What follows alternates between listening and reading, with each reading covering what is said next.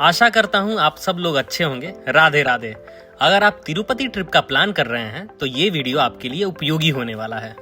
हमने अपनी journey Hyderabad airport से स्टार्ट की।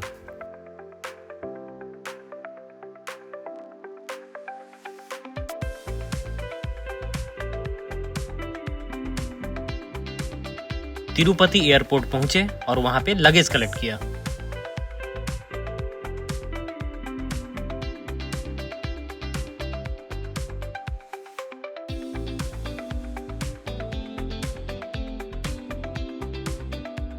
एयरपोर्ट से तिरुपति बस स्टैंड के लिए बस फैसिलिटी अवेलेबल है। बस थोड़ी डिले थी, इसलिए हम ऑटो से तिरुपति बस स्टैंड की तरफ निकल पड़े।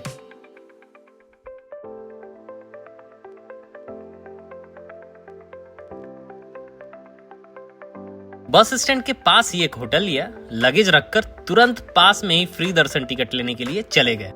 हमने इधर ही इसके सामने होटल लिया है। जस्ट होटल से निकलते ही यहाँ पे जो ये लिखा हुआ है सर्व दर्शन टोकन काउंटर्स, यहाँ पे हमने फ्री दर्शन के लिए टिकट्स ले लिए हैं। यहाँ पे आपको आधार कार्ड कंपलसरी है दिखाना, उसके बाद एक फ़ोटो जनरेट होगा और टिकट्स प्रिंट आउट करके निकाल लेगा।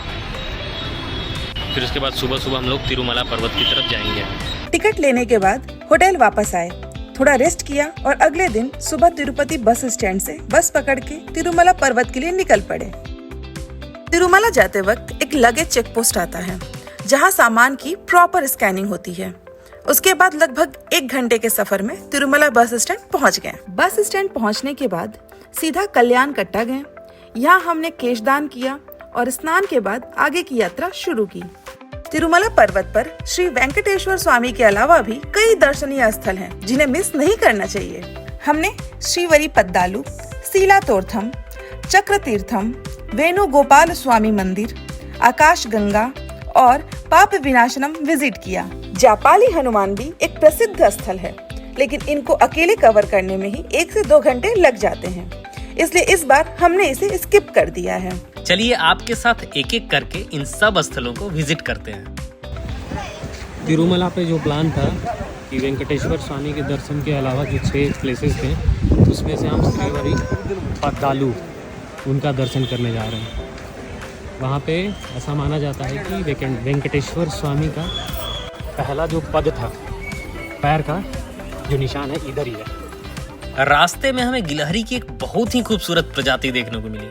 एग्जैक्ट स्पीसीज का नाम तो पता नहीं, लेकिन उसे देखकर सच में पैर रुक ही गए।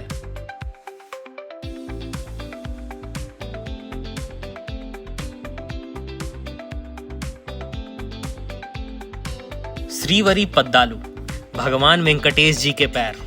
जय वेंकटेश। उसके बाद हम पहुंचे सीलातोर्थम, जहां 2 विशाल शिलाएं, चट्टान, पत्थर, जो भी बोलिए, एक छोटे से पत्थर पर टिकी हुई प्रतीत होती हैं। ऐसा लगता है जैसे दोनों का पूरा वजन एक ही बिंदु पर केंद्रित हो गया हो।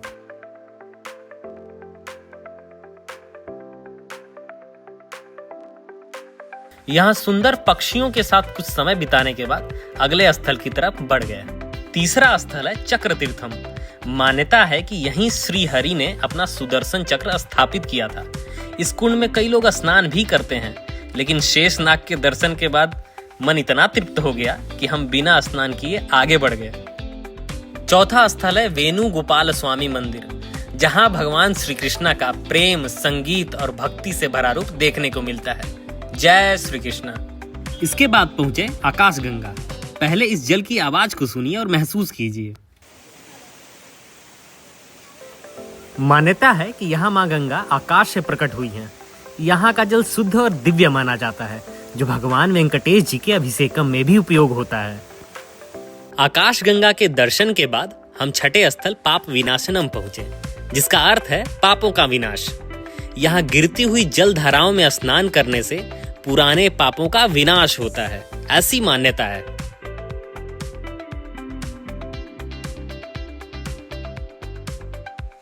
अब बात करते हैं सबसे महत्वपूर्ण स्थल, वराह स्वामी मंदिर। वराह भगवान विष्णु जी के तीसरे अवतार हैं, जिन्होंने धरती को असुरों से बचाया था। मान्यता के अनुसार श्री वेंकटेश जी ने तिरुमला में रहने के लिए वराह स्वामी से अनुमति ली थी। इसी वजह से पहले वराह स्वामी के दर्शन और उसके बाद वेंकटेश जी के दर्शन को श्रेष्ठ माना जाता है। वराह स्वामी के दर्शन के बाद हम पहुंचे भगवान श्री वेंकटेश्वरा स्वामी के दर्शन के लिए।